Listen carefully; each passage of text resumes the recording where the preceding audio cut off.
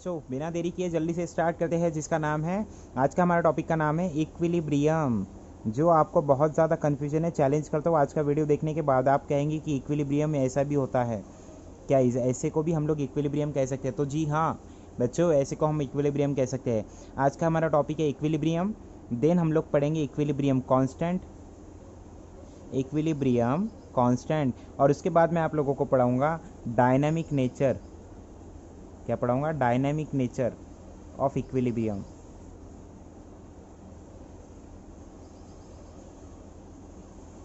ठीक है, तो चलो जल्दी से स्टार्ट करते हैं। सबसे पहले इक्विलिब्रियम का मतलब क्या है? अब देखो बच्चों, आपने ये सब पढ़ा होगा इक्विलिब्रियम मतलब क्या होता है। मैं क्या करता हूँ, मैंने एक ग्लास में ना पानी लिया। अब पानी आपको पता है झगड़े लगाने के काम करता है। झगड़े लगाना मतलब दो लोगों को अलग करना। अलग करने को ही कहते हैं हम लोग डिसोसिएशन। मतलब वाटर के पास कौन सी टेंडेंसी होती है? डिसोसिएशन, तोड़ने की। तो लो, मैंने पानी में क्या किया, एक इलेक्ट्रोलाइट डाला। क्या डाला? इलेक्ट्रोलाइट। इलेक्ट्रोलाइट मतलब क्या? जो आयंस बनाए, और आयंस बनाने के बाद क्या करे? इलेक्ट्रिसिटी को क्या करे? कंडक्ट करे, है ना। वो इलेक्ट्रोकेमिस्ट्री चैप्टर मैंने आप लोगों को पढ़ाया है। तो अभी इलेक्ट्रोलाइट है, लेकिन कौन सा लेंगे हम? दो होते हैं, स्ट्रॉन्ग और वीक। Strong and weak. तो जनरली जो इक्विलिब्रियम होता है बेटा, वो किस में पाया जाता है? वीक में। तो हमें क्या लेना है? वीक इलेक्ट्रोलाइट लेना है। वीक वाला इलेक्ट्रोलाइट क्यों, कैसे, ये सब चीज़ें आप लोगों को समझ में आएंगी, डोंट वरी। तो हम लोग क्या करेंगे, हमने लिया वीक इलेक्ट्रोलाइट, तो कौन सा ले लेते हैं? CH3COOH। ये वीक इलेक्ट्रोलाइट लिया बच्चों हमने, ठीक है। अब मैं क्या करने जा रहा हूँ, मैं इसको तोड़ने जा रहा हूँ। मैं मतलब पानी में डालने के बाद पानी तोड़ेगा ना, H2O, तो वाटर तोड़ेगा। जैसे ही बच्चों वाटर इसको तोड़ेगा, तो आपको पता है टूटने के बाद दो लोग अगर अलग हो जाए तो एक को खुशी होती है, दूसरे को दुख होता है। खुशी वाला निगेटिव और दुखी वाला पॉजिटिव। बस ऐसा ये बनेगा। मैंने ये भी आप लोगों को पढ़ाया कि कैसे तोड़ना है आपको। डिसोसिएशन ऑर्गेनिक सेक्शन का पार्ट है, जिसमें आप तोड़ेंगे कैसे। हेटेरो एटम के साथ इलेक्ट्रोनिगेटिविटी डिफरेंस चेक करना होता है ना। तो इतना नहीं जाएंगे, जनरली मैं आपको जो पढ़ा रहा हूँ उधर ध्यान दो। मैंने बेटा ये 10 मॉलिक्यूल्स लिए। कितने? 10। मतलब ऐसे ग्रुप ऑफ एटम जिसको मॉलिक्यूल्स कहता हूँ। कितने लिए? 10। तो ये कितना टूटा? 0 पानी में डालने के बाद बच्चों। अब क्या हुआ, जैसे शुरू किया, जैसे तोड़ना शुरू किया पानी ने, तो लो ऐसा भी टूटेगा ना। इधर समझ लो बच्चों, आपके पास 9 है, ये एक एक बनेगा। मतलब 10 में से कितना टूटा? एक एक टूटा, तो 9 बच गए। फिर बाद में 2 टूटेंगे तो 8 बच जाएंगे, लो। 7 टूटेंगे तो 3 बच जाएंगे। उसके बाद में 6 टूटेंगे तो बच्चों 4 बच जाएंगे। 5 टूटेंगे तो 5 बच जाएंगे। हो गया। उसके बाद में 6 टूटे तो, सॉरी 4 टूटे तो 6 बनेंगे। 3 टूटे तो 7 बनेंगे। 2 टूटे तो, सॉरी 8 टूटे तो 2 बच जाएंगे। और कितने बनेंगे? 8। फिर लास्ट में 1, 9। और अगर पूरे के पूरे टूट जाए तो लो 10 के 10 बन जाएंगे। अब सुनो बच्चों क्या होता है, इक्विलिब्रियम का मीनिंग बता रहा हूँ, सुनो। अब मुझे एक बात बताओ, अगर आपने आपको एक उम्मीद जागी होती है। कैसे रे बच्चों? उम्मीद कैसे? जैसे अगर समझ लो ये आप हो, और आपने क्या किया, आपने किसी इंसान को कहीं मिशन पर भेजा। जा बेटा, मम्मी उधर काम कर रही, जा रहे जल्दी से अपने लिए खाने का लेकर आ। जा जल्दी किचन में जाकर, मम्मी उधर है, मम्मी ज़्यादा नहीं खाने देंगी, गुलाब जामुन है, ज़्यादा मीठा नहीं खाने दे रही है मम्मी, जा जा जा। किसी के पापा को, किसी को शुगर वगैरह होती है, जा जा बेटा लेकर आ। तो अगर बेटा गया और वापस ही ना आया, इसका मतलब पकड़े गया है, तो उम्मीद बाकी नहीं है। और उसके पास अगर कोई और फिर क्या बोलेंगे उसे हम लोग, और कोई इंसान बचे हुए हो तो उनको भेजेगा। लेकिन मुझे एक बात बताओ, ये केस में अगर पूरे के पूरे इंसान वो मिशन पर लगा दे रहा है, तो उसके पास कोई बचा क्या? नहीं। अगर कोई वापस आता है, नहीं है। मुझे एक बात बताओ, कोई बचा ही नहीं, वापस आने की उम्मीद लग रही क्या आपको? बताओ। हाँ, अगर 10 में से एक ही गया, 9 अभी भी वो पापा के पास बैठे हुए हैं, तो जो बैठे हुए हैं वो उस इंसान को, जो फंस चुका है, जो पकड़े गया है, उसको वापस लाने की कोशिश करेंगे ना। अगर ये जेल में चले गया तो बाहर कितने हैं? 9। तो 9 इसको वापस लाएंगे ना। लो, तो जो गया था मिशन पर, उसको वापस लाने की कोशिश की इन्होंने, बचे हुए ने। लो, मतलब आगे भी जा रहा और इसको वापस भी लाया जा रहा। इसको कहते हैं बच्चों इक्विलिब्रियम। क्या कहते हैं इसको? Equilibrium, not equilibrium. ये एक साइन बता रहा हूँ सिर्फ, इक्विलिब्रियम होने का है अभी। अब ये बहुत नीचे हो गया, जाने दो, कोई बात नहीं, दोनों को कॉमन पकड़ लेंगे। तो बेटा देखो आगे तो गया, लेकिन वापस कब आया, जब रिएक्टेंट साइड, ये रिएक्टेंट साइड होती है ना जहाँ से शुरुआत होती है, वो रिएक्टेंट साइड। तो रिएक्टेंट साइड में हमारे पास अगर कुछ क्वांटिटी बचती है तो हम ऐसे बोल सकते हैं कि वापस आने के चांसेस है। तो लो बैकवर्ड आ गया, इसको हम बैकवर्ड कहते हैं, इसको फॉरवर्ड कहते हैं, क्योंकि आगे जा रहा है ये पीछे आ रहा है। हो गया। सो रेट मतलब स्पीड, सामने जाने के लिए कितनी स्पीड लगी, तो हम ऐसे बोलेंगे रेट ऑफ फॉरवर्ड RF, और पीछे आने के लिए कितनी ताकत देनी पड़ी, कितनी लगी, तो इसको कहेंगे हम RB, रेट ऑफ बैकवर्ड। समझ में आ गया बच्चों? चलो जनरल टॉपिक पहले पढ़ा दे रहा हूँ।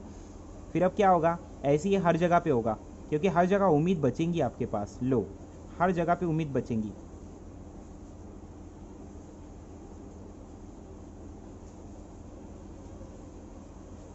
अब मुझे एक बात बताओ रे बेटा, क्या लास्ट वाले केस में 0 बचे तो कोई वापस लाएगा क्या? बिल्कुल नहीं। तो लो एक बार अगर चले गया, बन गया तो बन गया, मतलब यहाँ पे इक्विलिब्रियम नहीं आ सकता। अब इक्विलिब्रियम का मतलब समझा रहा हूँ, सुनो। आपने ये पढ़ा होगा, क्या पढ़ा होगा बेटा आपने? आपको रेट ऑफ फॉरवर्ड समझ गया, आपको रेट ऑफ बैकवर्ड समझ गया। रेट का मतलब होता है बेटा स्पीड। रेट का मतलब क्या है? स्पीड, कितनी ताकत से भाग रहे। ये घर है आपका, घर से आप रनिंग के लिए भागे तो आप कितनी ताकत से भाग रहे, कितना समय लग रहा, वो रहती रेट। जितनी ताकत से भागोगे उतने जल्दी पहुंचोगे। हो गया। तो रेट ऑफ फॉरवर्ड, क्योंकि आगे जा रहे हो। फिर अगर घर पे वापस आओगे रनिंग होने के बाद, तो कितने स्पीड से वापस आ रहे हो, उतने जल्दी आओगे, तो रेट ऑफ बैकवर्ड।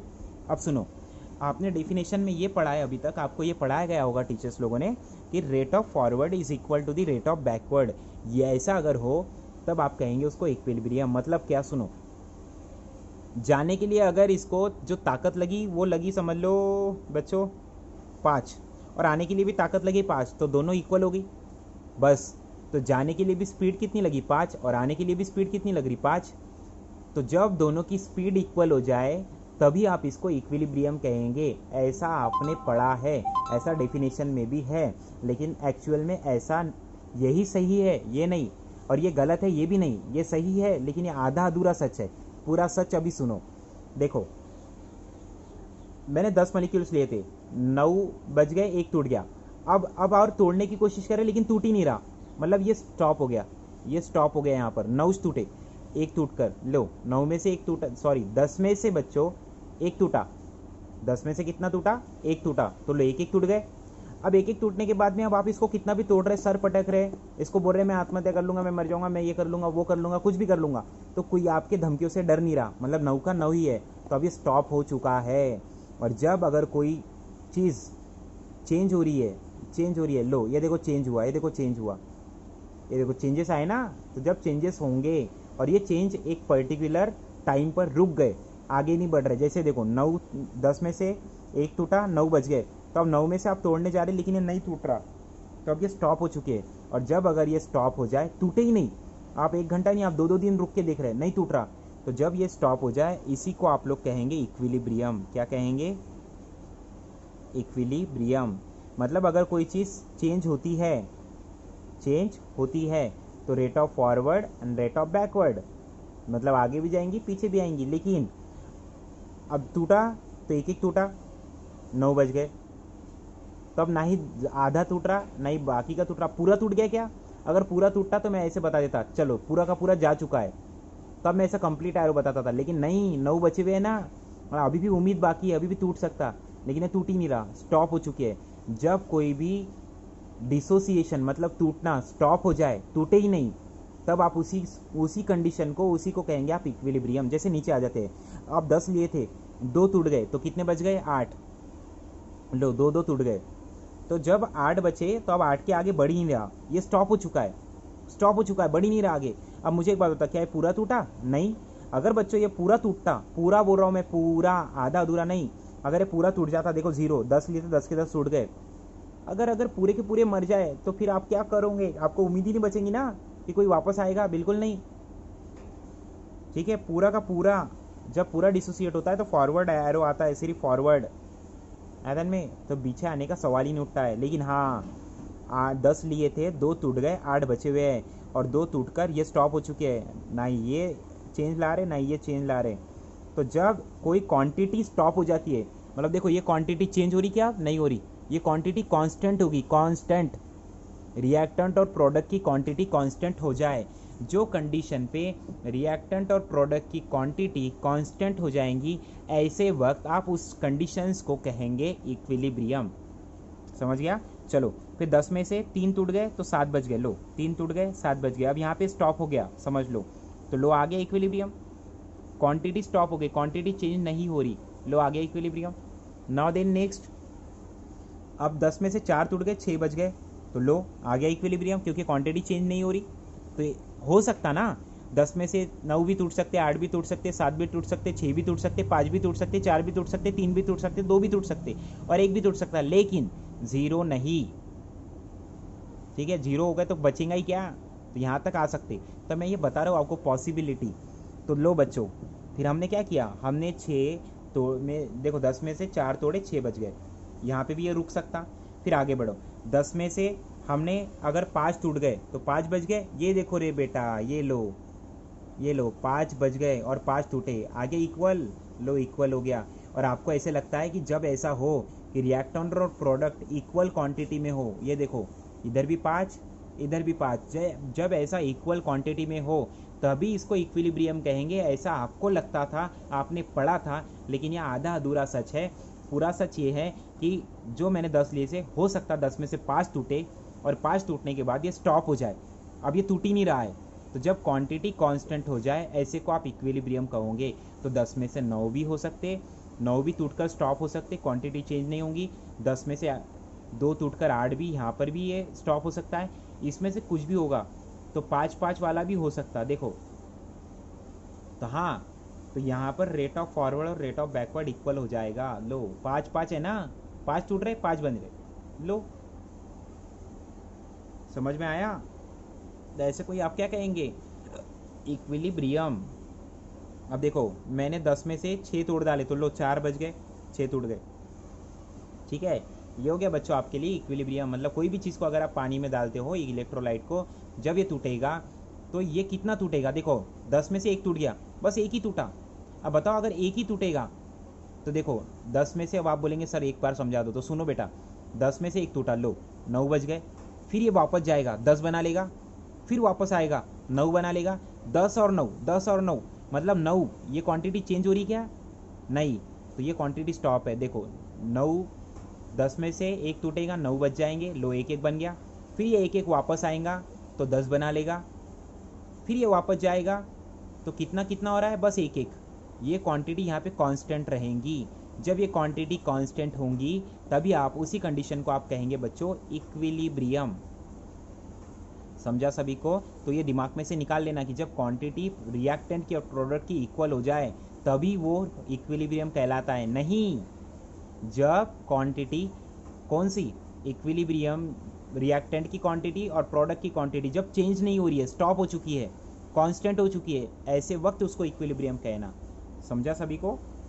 चलो वेरी गुड बेटा। अब मैं बताता हूँ इक्विलिब्रियम कांस्टेंट क्या होता है। चलो देखो, कोई बड़ी बात नहीं, इक्विलिब्रियम कांस्टेंट। अब मुझे एक बात बताओ, ठीक है, ये तो मैं अभी पढ़ा रहा हूँ, लिखा के दे रहा हूँ करके। अगर मैंने आपके सामने मॉलिक्यूल्स लिया तो मैं इसके अंदर जाकर देखूंगा कि कितना टूटा? नहीं बच्चों। तो ये कितना टूटा ये अगर मुझे निकालना है, मतलब कितना डिसोसिएट हुआ, जितना टूटेगा उतना बनेगा, तो ये कितना टूटा ये निकालने के लिए जो टर्म होती है वो होती है इक्विलिब्रियम कांस्टेंट। कौन सी टर्म होती है वो? Equilibrium constant. और इस इक्विलिब्रियम कांस्टेंट के लिए हम लोग लेते हैं के। क्या लेते हैं बच्चों? के। ये के की मदद से, इक्विलिब्रियम कांस्टेंट की मदद से हम लोग ये पता लगा सकते हैं कि हमारा रिएक्टेंट कितना टूटा। जितना रिएक्टेंट टूटेगा तो तभी तो पता चलेगा वो कितनी क्वांटिटी पे वो स्टॉप हुआ। अगर वो टूटा ही नहीं, शुरुआत ही नहीं हुई, तो स्टॉप होने का सवाल ही नहीं उठता है। तो कितना टूटा, चलो इसमें से एक एग्जांपल ले लेता हूँ। मैं लेता हूँ ये वाला 8 वाला, ठीक है। तो मैं क्या करूँगा, ऊपर लिखूँगा प्रोडक्ट अपॉन, नीचे लिखूँगा रिएक्टेंट। इसको एक्टिविटी भी कहते हैं, प्रोडक्ट क्या कहते हैं? एक्टिविटी, ठीक है। तो प्रोडक्ट कितना बना मेरे पास? प्रोडक्ट कितना है? 2-2, ये देखो 2, लिखो 2। रिएक्टेंट कितना बचा मेरे पास? 8, क्योंकि 10 लिया था, 2 टूट गए तो बचे 8। लो कितना आएगा? 2 1 जा एंड 2 4 जा, 1/4। मतलब बच्चों देखो, आपका प्रोडक्ट और आपका रिएक्टेंट कितना निकल कर आया? 1/4। तो सुनो, मैं इसको क्रॉस मल्टीप्लाई कर देता हूँ, तो क्या निकल कर आएगा क्रॉस मल्टीप्लाई करूँ तो? Reactant is equal to the 4 times product. कैसे आया? 4 × P 4P और R × 1 R। मतलब रे देखो रे, आपका जो रिएक्टेंट है बच्चों, ये रिएक्टेंट प्रोडक्ट से कितना गुना ज़्यादा है, 4 गुना ज़्यादा है। देखो आपका रिएक्टेंट आपके प्रोडक्ट से 4 गुना ज़्यादा है। ये कैसे पता चला? के की मदद से। और एक एग्जांपल ले लेता हूँ, आपको और अच्छे समझ में आएगा। चलो यहाँ पर लेता हूँ, हाँ ठीक है, ध्यान दो बेटा। अब 6 वाला ले लेते ना, 6 वाला। चलो आपके पास प्रोडक्ट कितना है? 6। रिएक्टेंट कितना है? सॉरी रिएक्टेंट कितना, प्रोडक्ट रिएक्टेंट कर दिया ना मैंने, सॉरी। रिएक्टेंट कितना है बच्चों आपके पास? 6। और प्रोडक्ट कितना बना? 4। कितना आएगा? कितना आएगा? 2 2 ज़ा 4, 2 3 ज़ा 6, तो 2/3। अरे ऐसे आएगा ना, 2/3। तो यहाँ पे क्या आपका ऊपर है प्रोडक्ट, नीचे है रिएक्टेंट। तो लिखो, करो, twice R into thrice P.